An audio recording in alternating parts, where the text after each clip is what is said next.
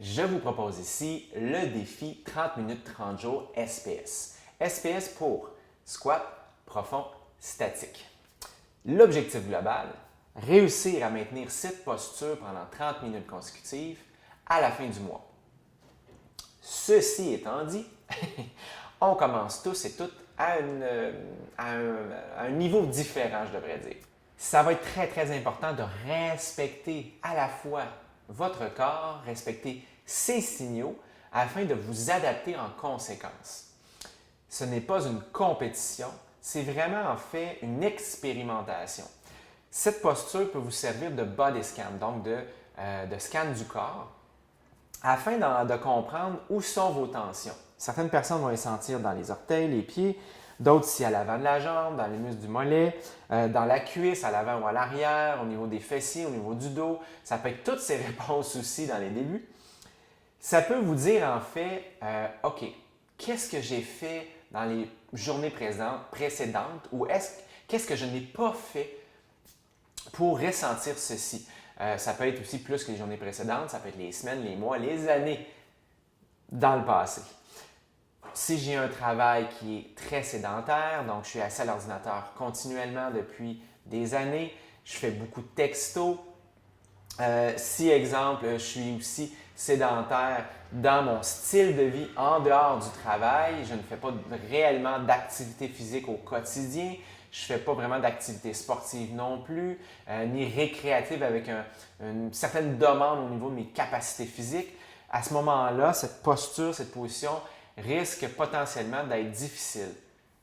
Ça peut vous renseigner sur, par exemple, j'ai pas fait depuis longtemps mes exercices en flexibilité, j'ai pas fait mes exercices en mobilité aussi. Tout ça, dans le fond, nous sert à être pleinement conscient des habitudes de vie que l'on a. Une fois que ça c'est fait, une fois qu'on est pleinement conscient, reste à faire les choix nécessaires pour améliorer les choses si on le souhaite, bien évidemment. Si vous n'êtes pas en mesure de maintenir cette posture pendant 30 minutes consécutives, vous pouvez aussi le faire de façon fractionnée. C'est-à-dire que, disons que vous pouvez tenir pour le moment 2 minutes et dans un autre moment de la journée, vous allez refaire un autre 1, 2, 3, 4 minutes. En soirée, en écoutant par exemple vos nouvelles, vous faites encore 1, 2, 3, 4, 5 minutes. Tout ça fait en sorte qu'à la fin de la journée, vous avez accumulé, disons, une dizaine de minutes. Même si le but est d'arriver à le faire comme ceci de 30 minutes, d'une façon de 30 minutes consécutives, c'est pas grave, c'est un défi, oui, certes, mais au final, l'important demeure la conscientisation, demeure l'augmentation de vos aptitudes physiques que sont la mobilité, la flexibilité et aussi l'augmentation de votre connaissance du corps, de votre pleine conscience, de votre conscience corporelle afin justement de comprendre ce qui se passe dans votre corps et pouvoir après ça prendre les actions nécessaires pour améliorer votre qualité de vie. Cette position-là, théoriquement, on devrait être en mesure d'être confortable. C'est une position que l'homme a pris depuis des lustres, que ce soit pour manger, que ce soit pour travailler sur des choses au sol, que ce soit pour faire la lessive sur le bord d'un ruisseau.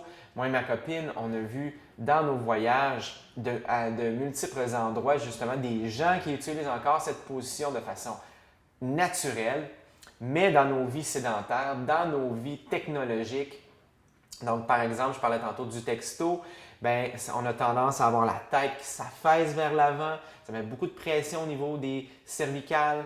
Quand on travaille beaucoup à l'ordinateur avec la souris, l'épaule a tendance à relever souvent, aller vers l'avant.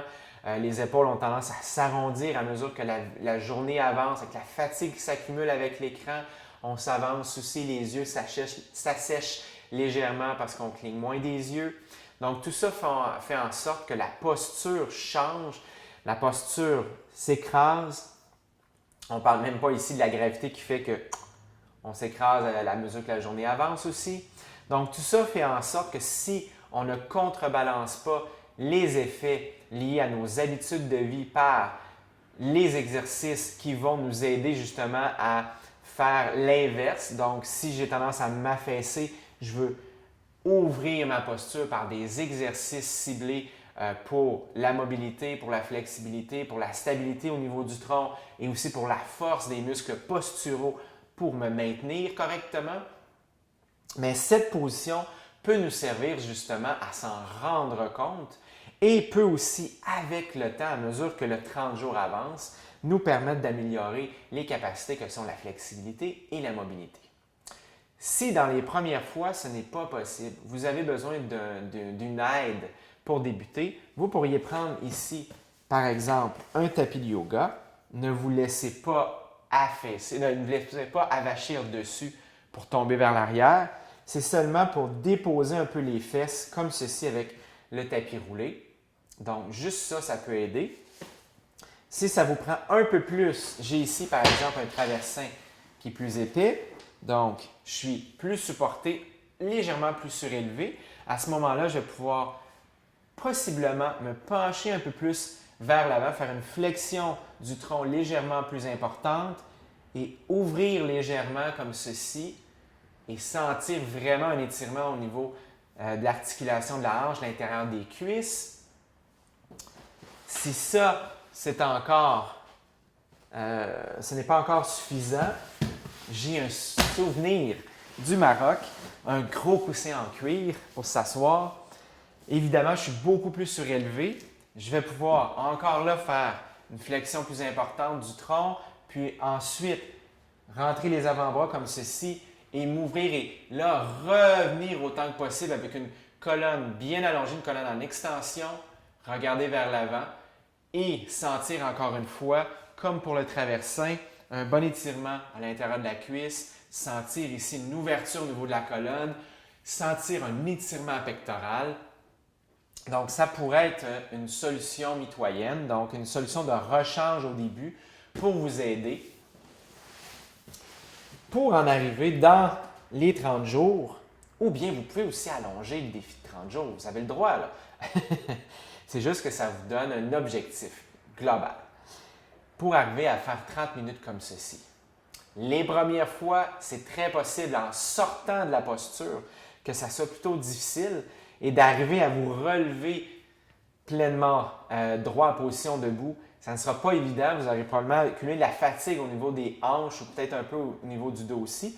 Je vous conseille alors, si ça se produit, d'aller vers l'avant, comme ceci sur les genoux, prendre quelques temps et par la suite, lorsque vous vous sentez bien, vous repoussez avec les mains dans le sol et là, vous pourrez vous relever. Dernière chose, vous avez vu, mes pieds sont vers l'extérieur. Ça aide. Plus vous allez être mobile, plus vous allez être flexible, plus vous devriez pouvoir graduellement rentrer comme ça les pieds pour arriver à, idéalement, avoir les pieds droits ou presque droits. Personnellement, actuellement, je ne suis pas encore capable d'être totalement droit. J'ai encore un petit peu trop de tension au niveau de ma hanche droite et ça, je sais que c'est lié au fait que je fais beaucoup de montage pour ma chaîne privée. Assez paradoxal, mais pour vous partager mes connaissances, je dois faire beaucoup de tournage et de montage. Et à cause de la souris, je le sais que ça joue sur ma posture. Ça vient créer une tension dans ma hanche parce que quand je pars en voyage et ne fais plus de montage, comme par hasard, je bouge beaucoup, je ne suis pas beaucoup assis, j'ai plus cette tension-là.